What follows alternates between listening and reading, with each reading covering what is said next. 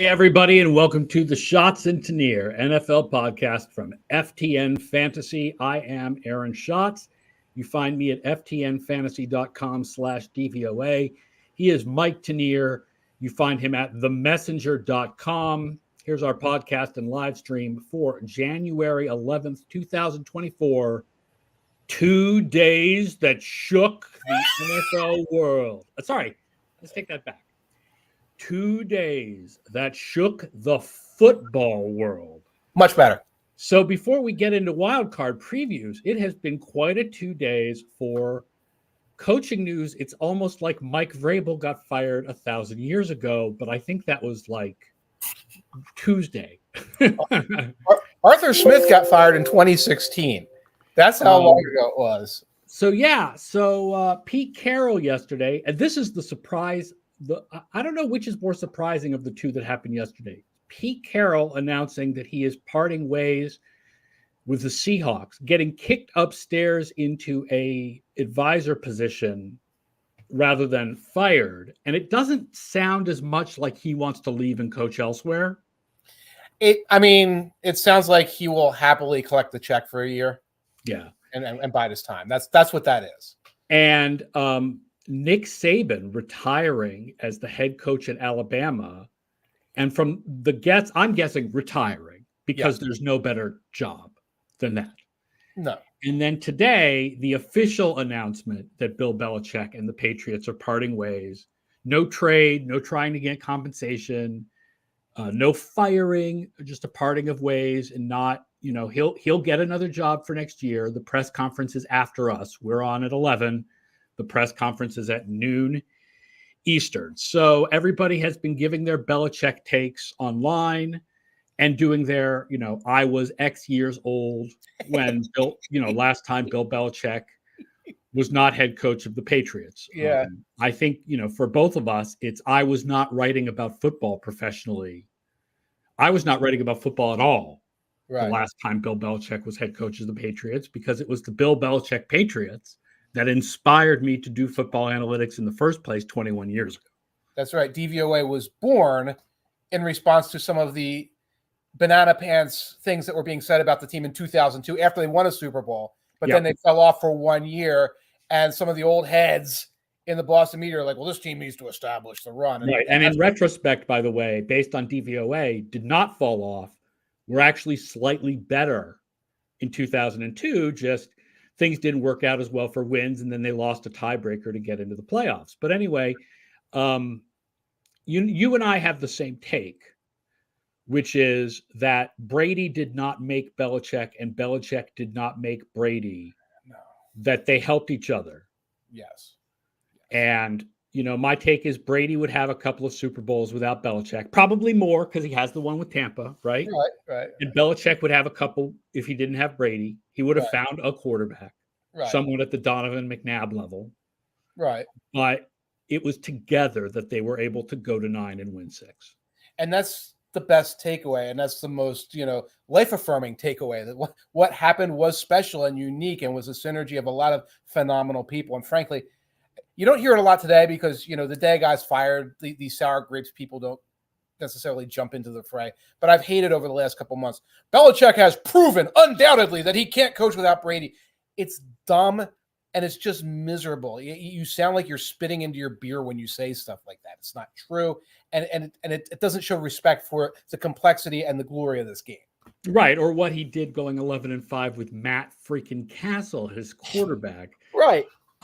Great coaches generally have great quarterbacks, right? You look at what did Lombardi do without Bart Starr? What did Steve Walsh do with Bill Walsh do without either Montana or Young? What did Jimmy Johnson do without Troy Aikman? Right. What did Chuck Noll do without Terry Bradshaw? In general, great quarterbacks and great coaches go together. Yes, because they build something that both of them want to be a part of, in addition to often general managers and other core players. And there are exceptions like Don Shula out there, but, those are the exceptions. Right, he had the David Woodley year.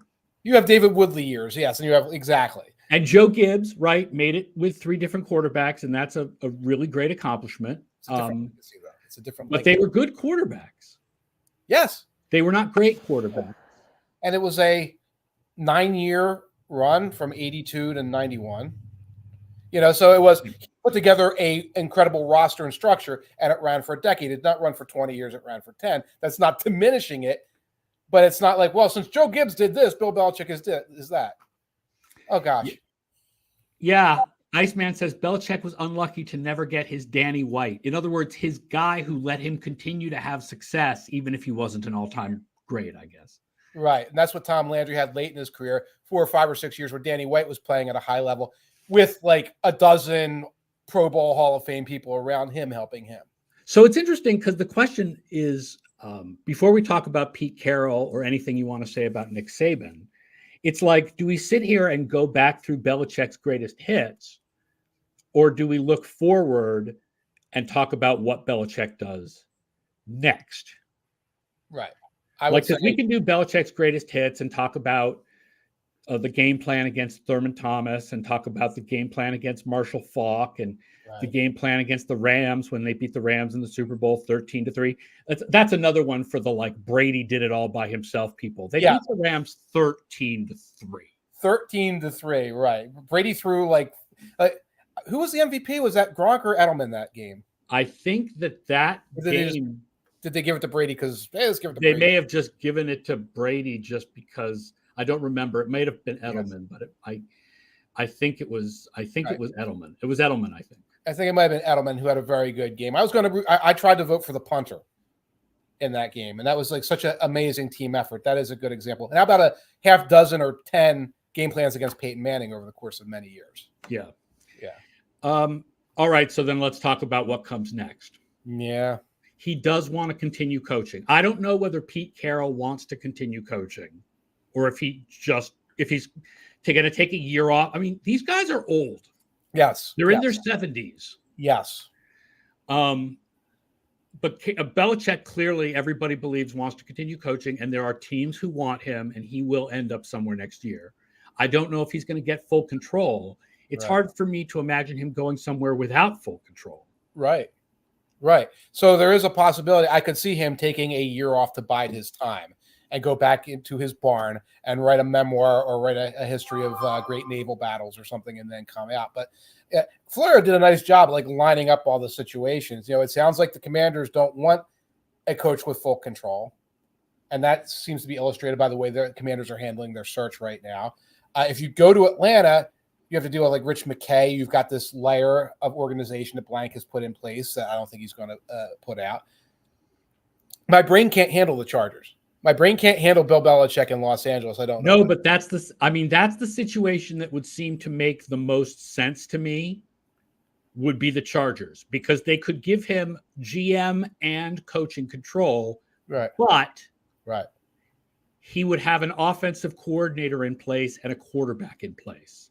My fear about Atlanta is that we would go to Atlanta and either they would trade for Justin Fields and try to fit him into the Zampese offense instead of letting Justin Fields do what Justin Fields does well, or that they would like pick up Ryan Tannehill or something, and it would be like, it would be 7-10.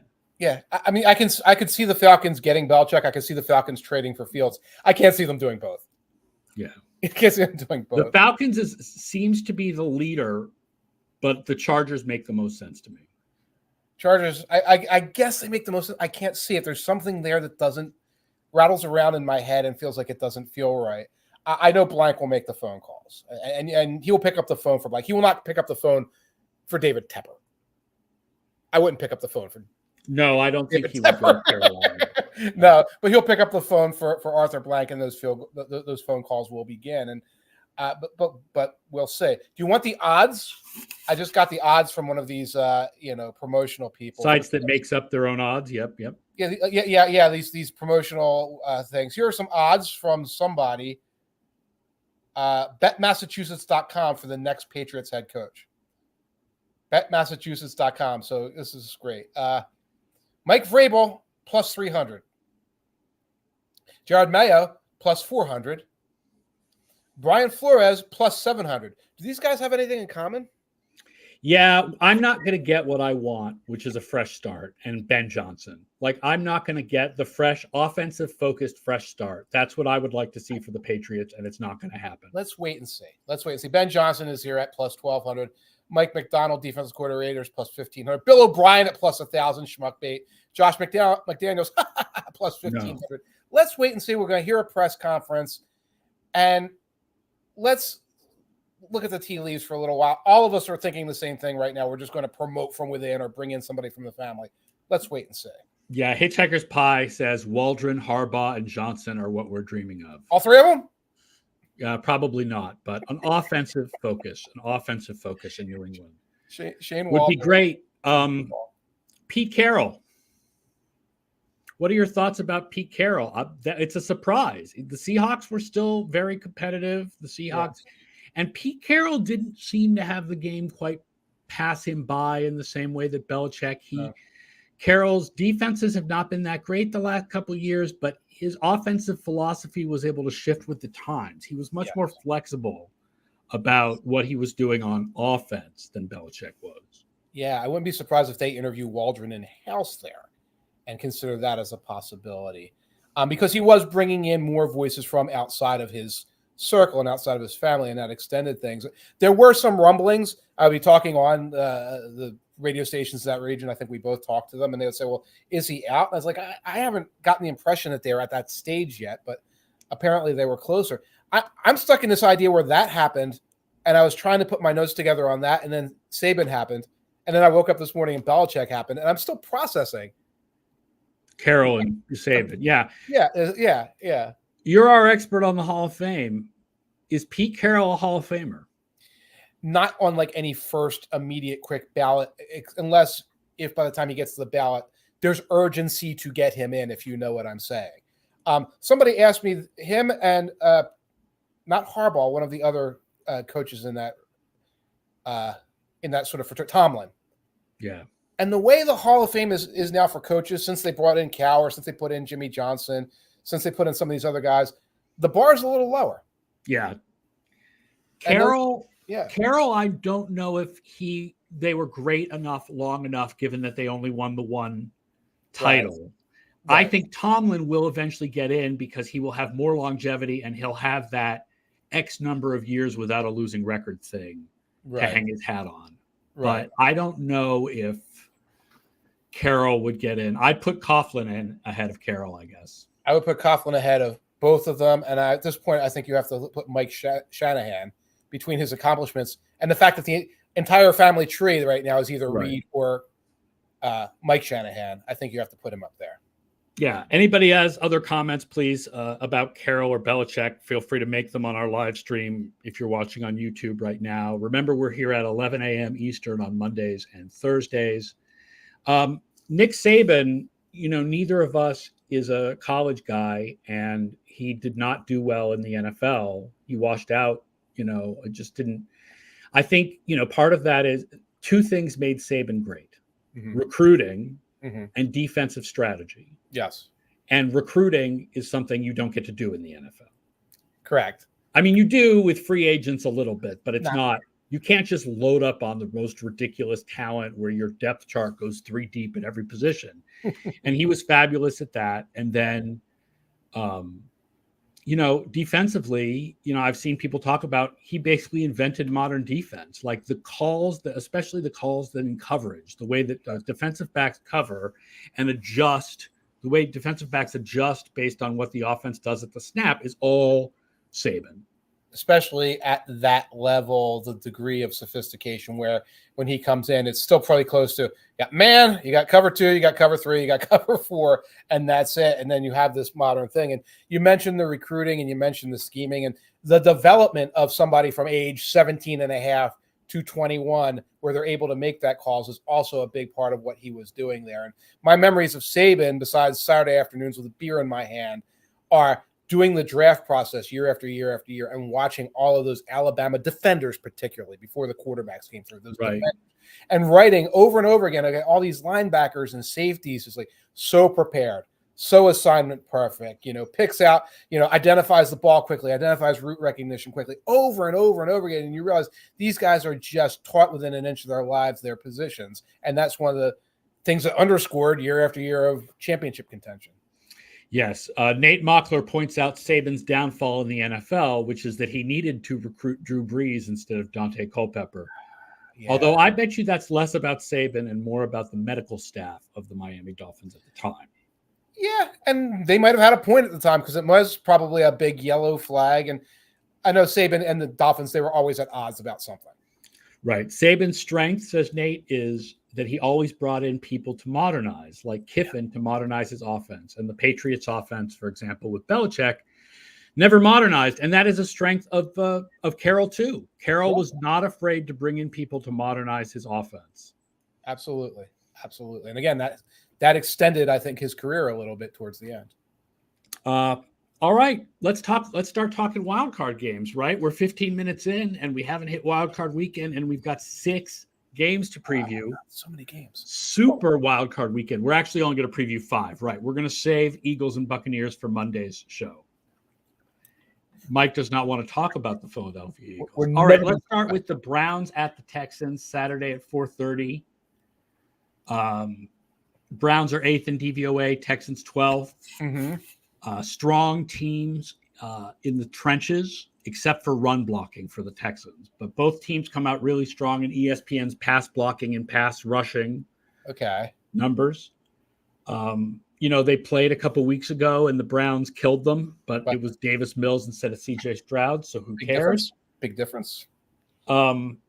Big stat that I found is Stroud is not as good with a blitz. Okay. And the Browns are awesome when they blitz. Right. 3.5 yards per play, minus 45% DVOA when they blitz the quarterback. Wow. And you can blitz, in particular, when you are not afraid of the receiving core on the other team where you have an extra man handy. And I've got a very long injury report in front of me, and the names on it for the Texans include still Noah Brown, and the other wide receiver, Robert Woods, did not practice early in the week. So you're talking about Nico Collins and a bunch of guys that you can cover one-on-one with that Browns secondary. I mean, listen, my feeling about Flacco is that this can't continue at this level. Right.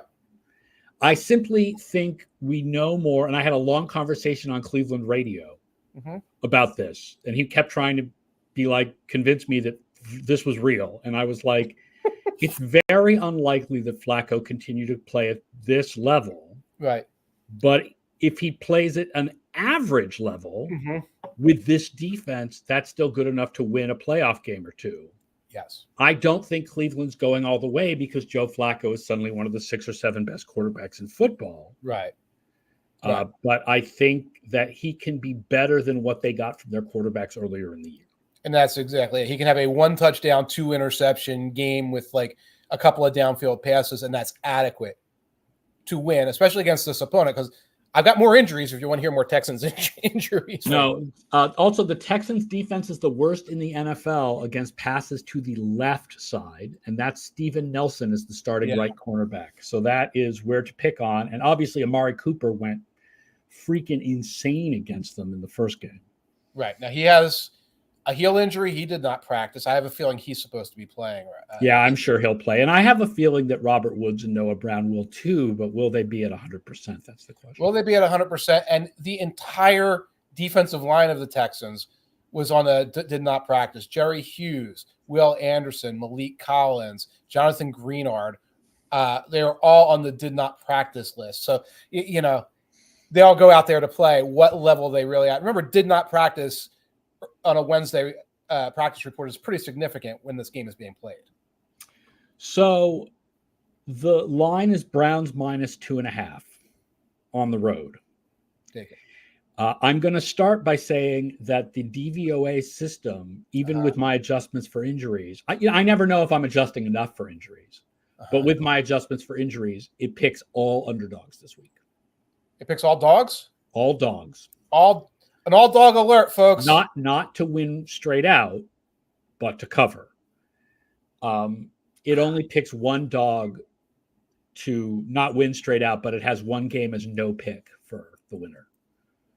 Okay. Which we'll get to on Monday. Come on. Come on. But it picks all dogs to cover. But with the injuries for Houston, it feels a little bit more like the Browns are going to take this one just because it's just, I don't know how much those guys are going at 100%. Right. The Texans don't have a lot of margin for error in terms of the pure talent on their roster. When you start putting guys in there who are limited or taking a few guys out of there, they're just out of bodies that can compete at this level. I'm much more confident with the Browns. Over under is 44.5. I'm leaning under on that. Yeah, that makes sense. It should be more of a defensive game, even though Stroud is really good and the game is indoors. I just realized it's all AFC first. Yes, that's the way it worked out. The first 3 games are AFC and the last 3 games are NFC. It's so good from a writing standpoint because I can be working on the AFC next week previews and things like that. Yeah. And then on the NFC, it will be, the 2 games and then who's going to get their ass kicked by the Niners and then. Right. Well, depending on, obviously, if the Rams upset or the Packers upset, then they get to get their ass kicked by the Niners. Right. Good point. Let's talk about 8:15, Dolphins at Chiefs. Nate Mockler points out the biggest question: am I going to buy Peacock? Did you? I did not. I'm going to watch on NFL Plus on an iPad. That's right. You're going to be watching like this. Yeah, on an iPad, so larger, but yeah. I'm concerned. I got to ask around which of the local bars are even going to get Peacock. I'm not sure local bars are going to bother. Now, maybe some waitress who's a big Office fan or some bartender who's a big WWE fan uses his code and gets it in there for the bar, but we'll see. Yeah, that's an interesting question. Other than in Miami and Kansas City, how do bars get this game? I don't know. Most of them got Amazon because, it's like you said, it's 16 games or whatever. Right. That's what I said on Twitter, which got a lot of attention, which was if they had put this on Amazon, then that would have felt better. Like, I understand they put it on Peacock because the point is to drive Peacock subscriptions. And Thursday Night Football already drove Amazon subscriptions, so they didn't need this game to do that. But it would have felt less gross if it had been on Amazon, which some of us who like football had just, had already gotten because we wanted Thursday Night Football. Going to check some soccer bars. Soccer bars have it for that. Soccer bars might have Peacock. That's right. Drinking in a soccer bar on Saturday night. The Chiefs have gone from 5th in offense and 8th in defense in the first half of the season to 10th on offense and 18th on defense in the second half of the season, not counting week 18. Oof. And the Dolphins defense has gone from 27th in the first 9 weeks to 12th in the last 9 weeks, including first against the run. But they're down to Melvin Ingram and Emmanuel Ogbah as edge rushers. And Justin Houston, I think they did they? Did I read that or did I hallucinate that? You may have hallucinated that. I wouldn't be shocked because it's all hands on deck, man. Right. Hold on. Let me look this up real quick. Dolphins sign Houston. No, I dreamed that. Yeah. They did. They did. Sorry, they did. Justin Houston. Did. Yes. Dolphins offense is 3rd in DVOA rushing, and the Chiefs are 27th against the run. And given how cold it's going to be, you would expect run, except that's not the kind of running game the Dolphins have. Right. It's not the Derrick Henry running game. It's a very pitch-oriented, sweep-oriented, execution-oriented, not necessarily built for cold weather running game. And Mostert, while he's expected to play, also on the injury report, as is Tyreek Hill now. He popped up. Now, I'm sure he'll play.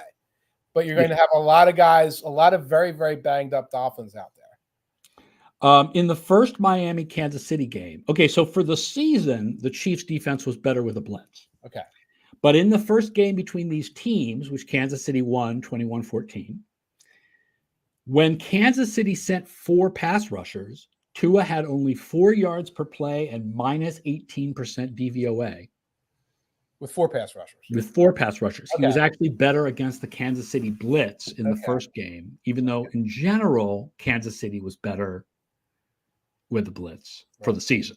Right. It's very different when you're blitzing the Dolphins, of course, because you are worried about just giving up that. And that brings you to the other injury question, which is Jalen Waddle. Will Jalen Waddle play or not? Right. I believe it was a simulated practice, and I believe he did not practice in a simulated practice environment.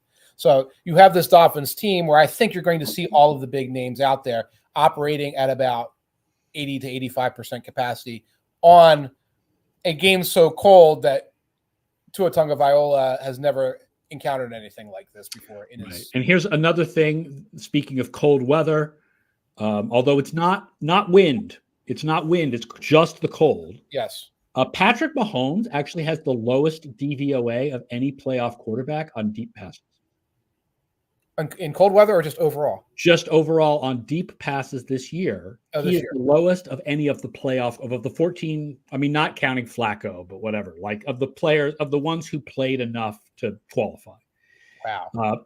Not, half of those passes were dropped by Marquez Valdez-Scantling. So yes. I don't think it's Mahomes, but it's sort of an interesting statement about the Chiefs' offense as a whole. I don't think Valdez-Scantling's hands are going to get any better in the cold weather. In the cold, no, I doubt. I just want to make sure you guys full diligence here. I've been keeping track of the weather, and Saturday night in Kansas City -5, so we are not messing around here with that. The line is Chiefs -4.5. And despite all the injuries in the cold, and the fact that the Dolphins are a warm weather team going to a cold weather, I like the Dolphins to cover. 4.5. I'd want if to it was 3.5 or less, I guess I'd go Chiefs. 4.5 is just on that line. If I do a bunch of things with the underdogs based on what you said, I'm probably teasing all the lines, giving myself a point or two to work with. I just hate the Dolphins offense. On the road in that noise, in these conditions, with this high tech, high precision, high octane offense. I see a very, very hard ball to catch, hard to pitch, hard to play with. And I see them messing up in a lot of different ways here. So I definitely like the Chiefs to win. I'm not sure. The 4.5 comes from the idea that both teams are going to be stumbling, bumbling, fumbling. And the Chiefs are the one that will prevail. Also, I have here the Mike Tanier Saturday night special. Although you're not going to be looking to go to sleep during a playoff game, but just on theory. First half, over 21.5. Both offenses are much better before halftime. Yeah. And the defenses have been better after halftime. All right. So we're going over in the first half. Over in the first half. That I'll do before the night really gets cold, when the warmers that they put out are still working and everything like that. Let's go over the first half. I'm taking it. I'm staying awake too. All right. Let's move to Sunday. Steelers at Bills. Sunday at 1:00. We can give stats. Bills defense 5th in DVOA since week 10, with the improvement basically against the pass. Bills are 23rd against deep passes compared to 7th against short passes. So watch out for George Pickens if Mason Rudolph can get it downfield accurately. And Rudolph has been the best of the quarterbacks in Pittsburgh this year. But again, like with Flacco, how much do you want to bet on that to continue? Right. And then the Steelers defense without TJ Watt. But at the same time, the winds are going to be 29 miles an hour. Ooh. So I like under 36.5 and Steelers +10. Yes. I almost would want to tease and go under 42.5 and Steelers +17. I love it. +16. I love it. I can't put that up right now. It would take forever. But I love a play like that, especially in that wind. There is one scenario where the Bills steamroll everything in sight. But all the other scenarios seem to involve a game that winds up being close because of the wind, because the Bills play against their demons for half the game, etc. And I love the idea of a tease with the under, and I love the idea of maybe finessing the spread a little bit. But I mean, I feel like we don't need to talk. Here we are. I don't need to talk much about this game, and then the Steelers go out and upset. But part of the not needing to talk about this game is the Bills are so inconsistent that it's not ridiculous to imagine that in the windy conditions, some weird stuff happens. Yep. And the Steelers upset. That's not that crazy. It's not that crazy. It's the old Bills bad weather last 2 years game where they trip over themselves in this situation. That's it. That's the scenario. Is it going to happen? That'll be it if it does. Yeah. Packers at Cowboys Sunday at 4:30. Here are some big changes in first half of the season to second half. Mm-hmm. Packers offense has gone from 19th in the first half of the year to second since week 10. Second. Amazing. But the Packers defense has gone from 17th to 28th. Ugh. The Cowboys offense has gone from 13th in the first half of the season to 5th. Nice. But their defense has gone from 4th to 11th. Okay. Well, that's not as precipitous. Not as much, the Packers defense has been terrible except against Justin Fields last week. But other than that, the Packers defense has been terrible. I will point out the Cowboys are much better when they face a nickel defense. So they want to spread the Packers out, but I think we all know that. They want to go 3 wide. Yes. The Packers are 25th or lower against each of the types of receiver, except wide receiver 2, where they are average. Basically, this team cannot cover the pass. But they make up for not being very good at tackling or stopping the run either. And their pass rush isn't great. Mm-hmm. Cowboys are number 1 against short passes, but 19th against deep passes. And Love likes to take the lid off sometimes. And they are awesome against passes on the sides of the field, but 24th in the middle. And Love is above average on middle passes and deep passes and throws both types of passes more often than the NFL average. Yes, he has been one of the more prolific passers, 15, 20, 20-plus yards down the field. And he's got some help on the way. Romeo Doubs, who was hurt on Sunday, was a participant in practice. And Christian Watson, hamstring injury, participated in practice earlier in this week. Jaden Reed was banged up. He's back. The fullest complement of receivers that Love has had all year appears to be coming back right at the right time. So also I'll point out the Cowboys are first in ESPN's pass rush win rate. Believable. But the Packers are a surprising second in pass block win rate. That is stunning. That is stunning. Like Zach, Tom, and who are some Jenkins, Tom, Runyon's son. I'm losing track of the guy who took Bakhtiari's place, but he really grew into his position this year. I usually think of their pass protection being they do quick game. And that's how they pass protect, but there's been more to it than that. There's been more to it than that. Also, Jordan Love, 36% DVOA without a blitz, 7% with a blitz. Oh, yeah. Cowboys defense, -4 without a blitz, -20 with a blitz. I think especially with them, they're blitzing when there's blood in the water and they feel like it. They do not have to do it a lot. So this is the dagger getting inserted when the Cowboys blitz. Cowboys -7.5. I do like dog. I do like dog. Yeah. I like the dog. And again, it's more of a cover situation in my head. Yeah. It's a healthy Packers team. Might be an undervalued Packers team because the reputation hasn't caught up to them. I'll take the Packers in the points. Hitchhiker's Pie points out that Love does a better job avoiding sacks than Rodgers did, which might be helping the pass block win rate at the edges because he's quicker with the on-schedule throws, right? Because it's pass block win rate only represents up to a certain number of seconds. I can't remember, 2.5 seconds or something. Right. That's interesting. That means there's a lot of plays, especially now with Love, although there was a quick game with Rodgers where that doesn't even come into play. So we both like Packers plus 7.5. Yeah, it's weird, but I'm feeling it. Yeah. All right. Rams at Lions Sunday night. This is one where DVOA disagrees with the public. Okay. In that the public believes the Rams are the team no one wants to play. Okay. And DVOA believes the Rams have a bad defense and the horrible special teams. Their offense is third in the second half of the season. Right. Whether or not you consider the Carson Wentz game, they're third either way. But their defense is and not terrible, but it's and the special teams are terrible. And if the special teams make a big mistake, big mistakes are big. Right.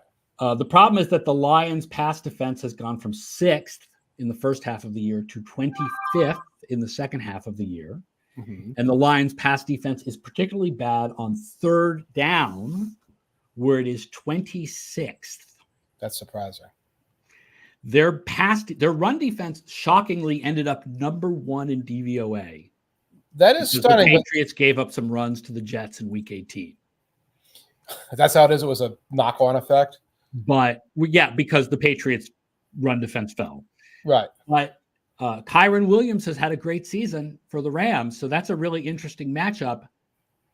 But their pass defense has sucked. And Jerry Jacobs really fell off, the cornerback. I think he's been benched at this point. Like, the Rams offense definitely has a big I think both of the offenses in this game have a big advantage over the defenses. I agree. And one of the reasons the Lions have a lot of guys like Jack Campbell at linebacker who are good run thumpers who don't particularly cover very well. Aiden Hutchinson isn't, when Iceman says, when Aiden Hutchinson is your only pass rusher, it is hard to defend third down. They missed that guy, James Houston, who was at the top of our top prospects list, but was injured for most of the season. He was in the doghouse starting in the preseason. I don't know what happened there. They got the kid, Akeem McNeil, who's pretty good, but they don't have that second, oh my God guy. Quick injury update. I think people know Sam Laporta is very much up in the air. Dan Campbell's talking a good game, but Sam Laporta did not practice.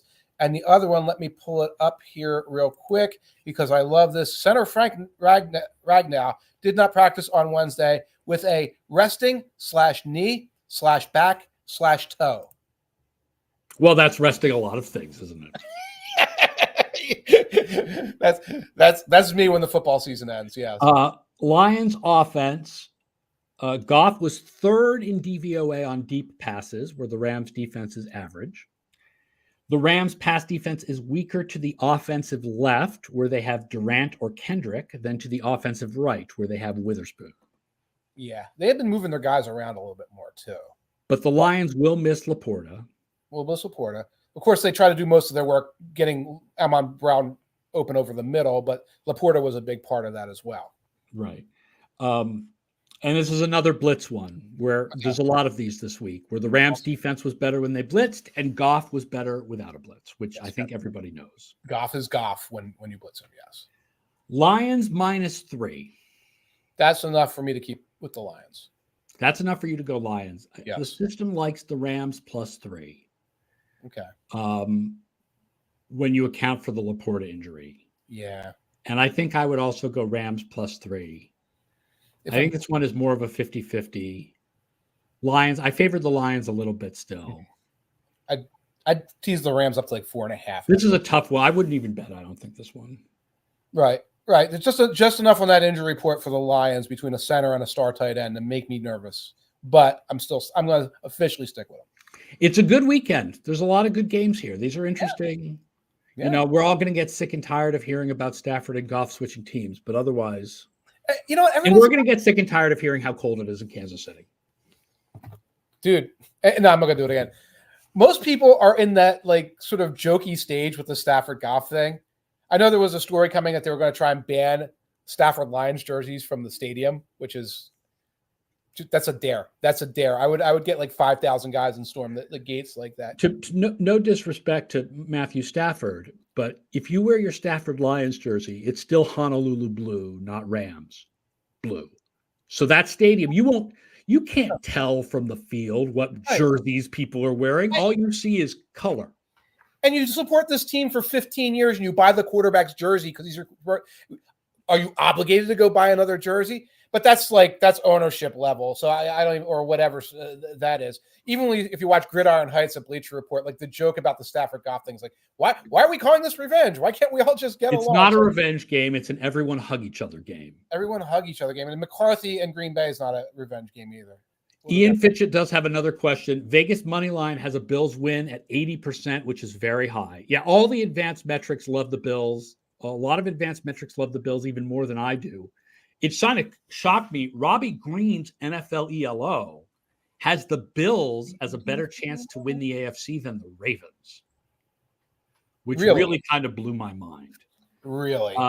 He's asking about schedule strength. The Steelers have, in fact, had a hard schedule this year. I'm loading up schedule strength right now to answer what DVOA thinks. I don't remember what the Bills' schedule comes out as, but the Steelers' schedule is the whole AFC North had hard schedules, in part because they had to face themselves, and then they had to face the 49ers. And in the preseason, the AFC East was projected to have these brutal schedules. but Rodgers was in the projections, and a 500-ish Patriots was in the Right. projections. So Buffalo's schedule was easy. It ranked 26th. Pittsburgh's Wow. schedule ranked 2nd. Wow. To the Bengals. All To the Bengals, yes. all the more reason to be thinking plus 10. Plus 10. Hitchhiker's Pie points out that ELO still carries in bias from prior years, even this late in the season. So the Ravens may have been punished because they had a lower start because they were not as good as the Bills in 2022. Now, I feel like at this point that should be washed out, but Agreed. yeah. Sorry. Gaming Izzo asks why DVOA is so low on the Rams compared to conventional wisdom. Special teams. And I think the answer is special teams. Right. Right. A lot of advanced metrics do not account for special teams at all. Right. And a lot of them weigh offense more than defense. Okay. I've always worked to try to figure out the best way to do that, and it's never quite worked for me. So I don't, but in the picks formula, it does weigh offense more than defense. But I do believe in counting special teams. I think special teams do matter. Normally, they matter very little. Right. Every team in special teams was between -3.5 and +4.5. Those are tiny amounts. Right. Except the Rams. Right. And just look at it this way. Every other team in the NFL, it's almost like a 52-yard field goal is automatic these days. And just the team in the playoffs, 52-yarder, they're almost automatic. Rams have gone through two different kickers back and forth, having a hard time hitting 40 to 49-yarders. Their ranking is low. So even if you stop worrying about return touchdowns, which have plagued the Rams, and blocks, which have plagued the Rams, something as simple as it's a 50-yard field goal, this is a big advantage for most of the other teams in the league against them.